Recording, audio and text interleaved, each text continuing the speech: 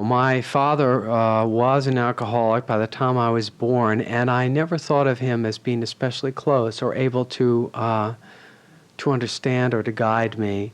And I always felt a sense of ambivalence about him, and I think that was transferred over to other males too.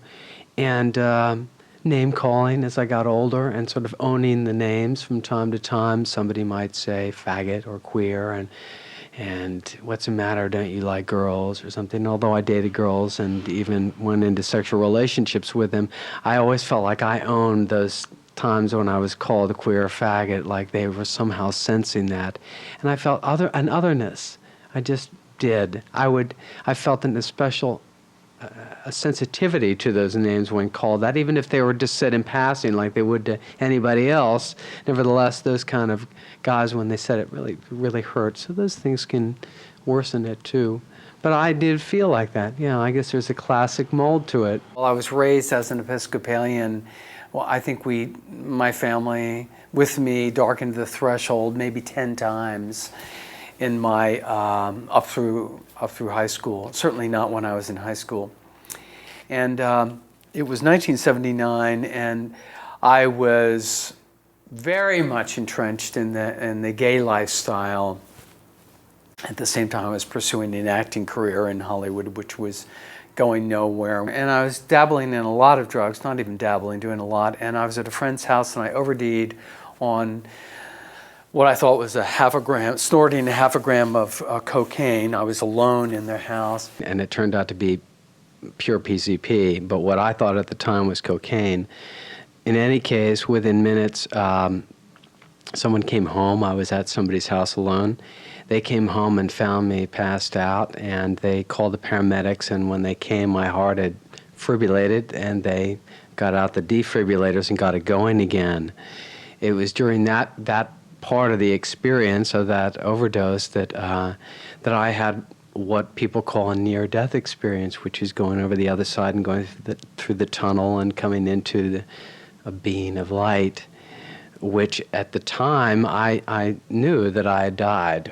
I could identify it, even though that I didn't know that I had overdosed. I knew that something very radical had happened. And I came into the presence of this being, and I saw my life flash in front of my eyes. So the paramedics came, and then they defibrillated me and got my heart going again.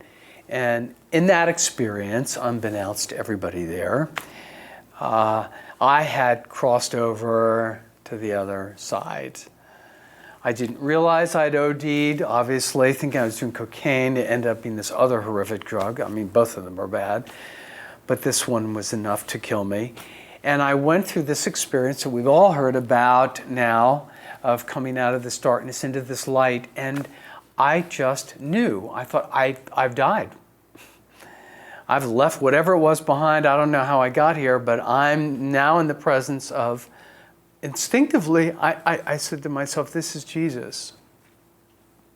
And then over some period of time, I have no idea how long this was, he said, Jonathan, I want to show you your life. And I said, okay. I didn't even have to talk. There was this dialogue going on, and my thoughts were being read. It didn't seem strange. And I was in the presence of this blinding but wonderfully life-giving light. I felt like I was in the presence of living knowledge and absolutely unconditionally loved. It was a wonderful experience. But then he showed me my life, and it was like living it in 3D. Again, I don't know how long it took. It seemed like not long, but I lived everything. In other words, I was even aware of the thoughts I was thinking of dialogue with people. When I was thinking, I hate you, I don't like you, you're mean, you're ugly. I remembered those and was there in the moment. And at the end of it, the Lord said to me, Jonathan, what did you see? And I said, oh God, it was all negative. It was all destructive. And he said, is that all you see from your life? And I said, that's it. There's nothing there. There's nothing good. And then it was sort of I suppose a falling away. I don't remember that very specifically, but then I woke up where I was indeed in a hospital, strapped down, over the next 3 days, my brother and his wife, who were Christians, were interceding, praying over me, and calling Oral Roberts Prayer Tower, everything just for prayer.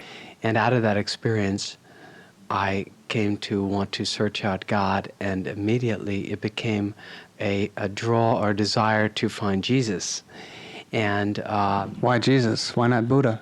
Well, because Jesus was the most personable expression of God, the most approachable one. And I have to say, I was still in the gay lifestyle, and everything in the gay lifestyle was saying, don't pick Jesus. You know what Jesus says about homosexuality, or at least the Christianity does. But honestly, the lure of wanting to have a spiritual relationship with God, and in particular Jesus, seemed to me the most attractive. It just was. But I didn't stop participating in the gay lifestyle. I mean, I got in a relationship with a man not too long afterwards, but I also went through the sinner's prayer, accepted Christ as my Lord and Savior, and was baptized a year to the day that I had the drug overdose, and yet I thought I could be a gay Christian, and that God somehow would bless a monogamous relationship. I would find this man, this ultimate relationship, and it didn't happen. And at one point, really 2 years after I made that commitment to Christ, I said to the Lord, I'm willing to be made willing. And right now, I'm not going to get into a relationship or seek one with another man. I'm going to seek a relationship with you, whatever that may mean, a closer one. And hopefully that I can understand how you could lure me to you and then tell me that homosexuality was not right, even though that's what I feel I am. And he eventually led me to some Christians, to some tapes that really showed me what God's will and intent was for me, and that my identity was no longer in what I do or feel, but in who Christ is and who He is. And so I thought when I went to this one church, I felt this presence, and I thought, wow, this spiritual presence is what I was feeling, that love in heaven. This is the connection. It is Jesus. That's what I need now. That's my second chance. Your passion beats for Christ alone. I have AIDS, and I found out that I was HIV positive in 1985 when somebody that I was reaching out to said, I really appreciate this, that you're reaching out, and some of your volunteers have been coming around and visiting me. He said, but have you been tested? And I said, well, I'm sure I'm negative. I haven't had any sexual encounters for 4 years. That's when I stopped all sexual contact, about a year after I became a Christian. And I said, I'm fine. But if you think I should, he goes, well, yeah, you should. It can remain dormant. And I thought, okay, fine. But, at that time I was going to the Vineyard, and John Wimber was talking about power evangelism, power healing. And I thought, wait, I'm in the midst of all these people that believe in power healing, raising the dead. So for sure, I don't have the virus. So I went to get tested. And so it was quite an eye-opener. And it was devastating the day I found out that indeed I did have the virus in me. It was active. And so then the ministry that had begun as a prayer group for people with AIDS and then an outreach then became something very personalized for me. And that's when I started a support group for people with HIV and or AIDS. And it was in 1997 that I went to get tested again, as I would do every year, to find out just how I was doing physically, and I was doing great. My T-cell count, which was an indicator of how far along I was, how fast the virus was replicating in my body, my level was okay. It was decent. It was the low end of healthy, the very low end. But I was fine about it. But I said to the doctor, listen, if it gets to be 100 or less, which is extremely low, 200 or less, and your T cell count is considered by the Center for Disease Control as an indicator that you are going on to get an illness. You have AIDS. And I said, if it gets to be that, I'll consider medication. But I really don't want to fix something that isn't broken. I don't have any of the illnesses. And so, sure enough, in 1997, and this is 12 years after I found out I was HIV positive, the doctor said, your T cell count is 100, less than 100. And so that's when I went on the new drug cocktail, which really was showing wonderful results. It was great timing. The ones prior to that were simple and kind of crude and hard on the body. And so that's when I began taking medication. And I think the teachings that I was developing, that I was writing, became much more personal for me, much more personal. And I started relating to these chapters on treatments and faith all of a sudden, you know, where's my witness? Why aren't I healed? Why is this virus in me still after all this prayer that I've gotten? You know, I've been surrounded by all these Christians with who have faith for healing, physical healing. And yet I still have this indicator in my body, and I'm physically okay. And the Lord said, you know, Jonathan, I'm so much bigger than the medications. Don't focus on them as if they're an indication of how sick you are. This is there for your help. And I had people that got around me and said, you know, I'm on medication for diabetes. And all of a sudden, these people in this healing church were talking about how many meds they were on. Oh, for heart disease and this and that. And so they just really weren't that upset that I had to take medication all of a sudden. So I thought, oh, this is okay. This is all right. It's okay for Christians to have to take medication. And indeed, here we are about 12 years later.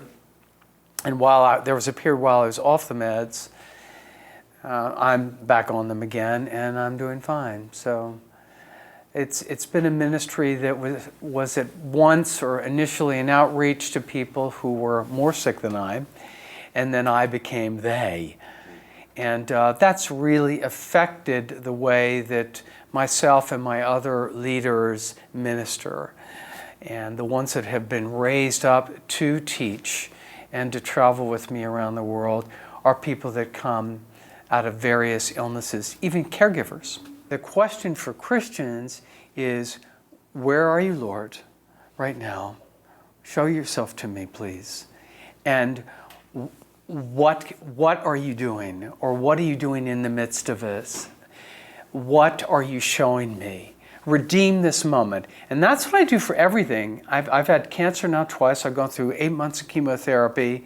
Last year I had prostate surgery. When I was recovering from that, I said, Lord, I get the pain thing. Okay, I got it. All right, there's pain, but come on. Is there really something redemptive in all this?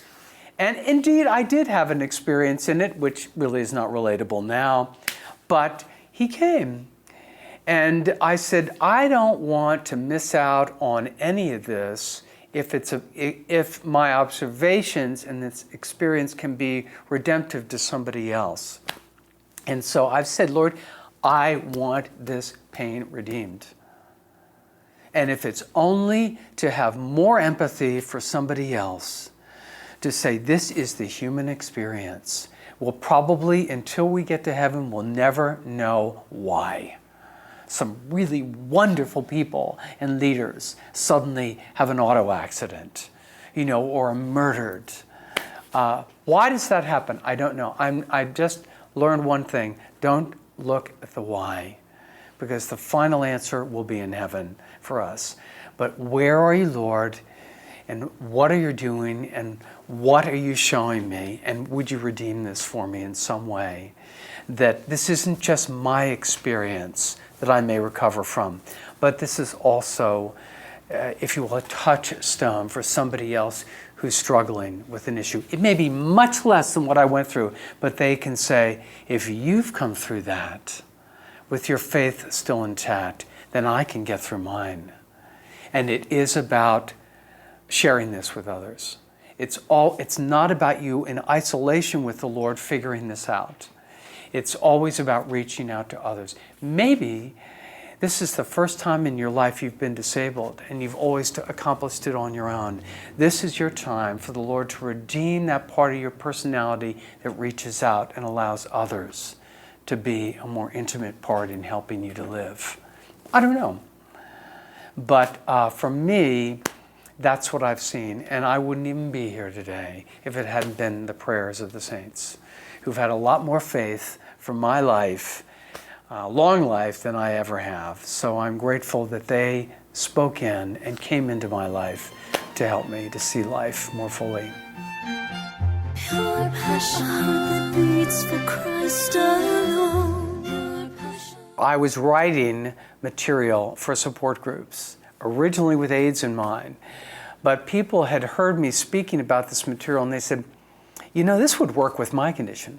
I have cancer, I have lupus, I'm dealing with depression, but the issues that you've been covering in your support groups would work really well for me.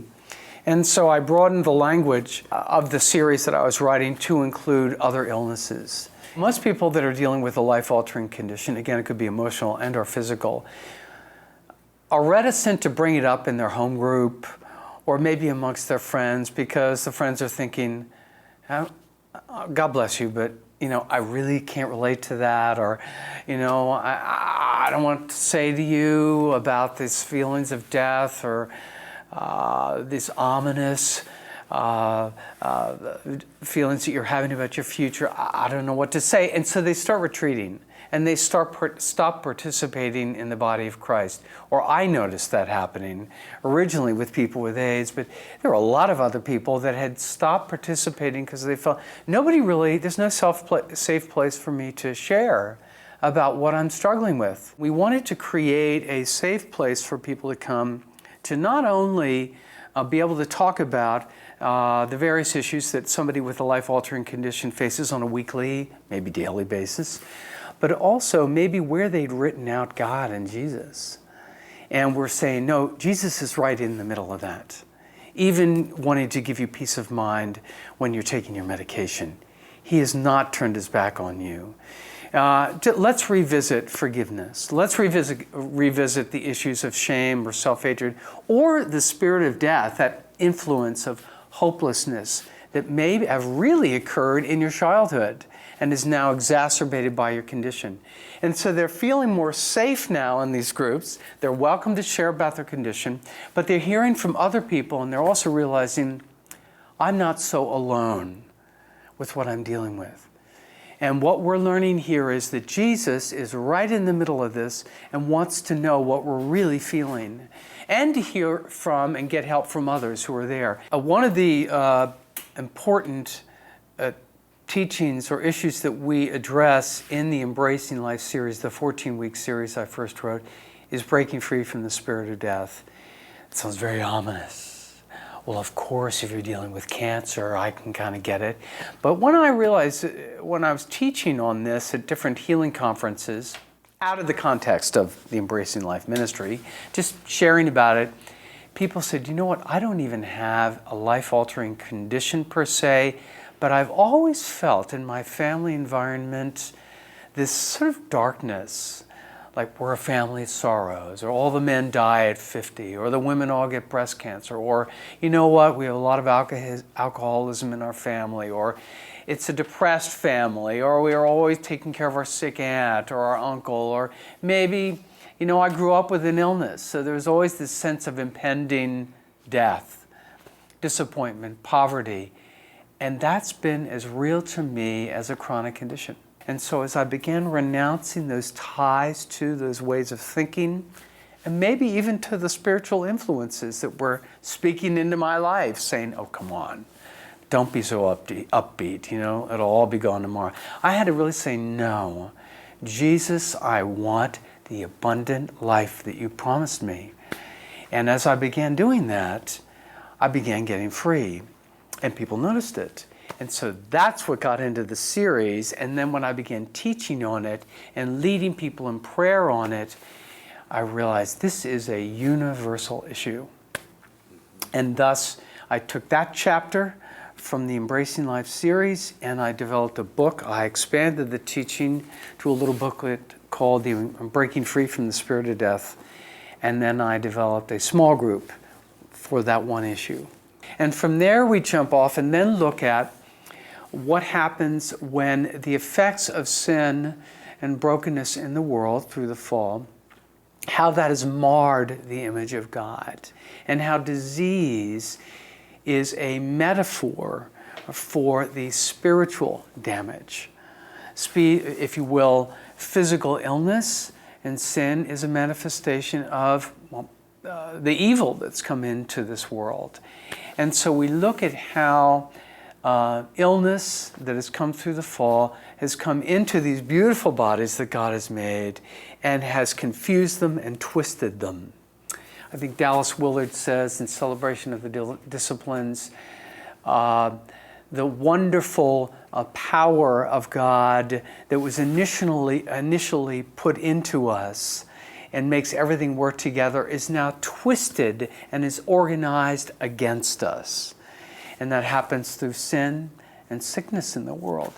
And we look at that and we say to people, you know, before we start that lesson on an overview of illness and how it works against our body, ask the Lord to show you how your particular illness, there may be a metaphor for how sin works against your spirit.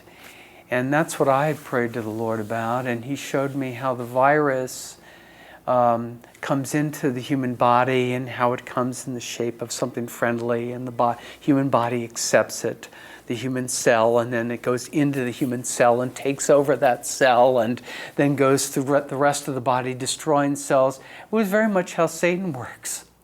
You know, sin comes to us in a nice package. If it was abhorrent to look at, then we wouldn't experiment.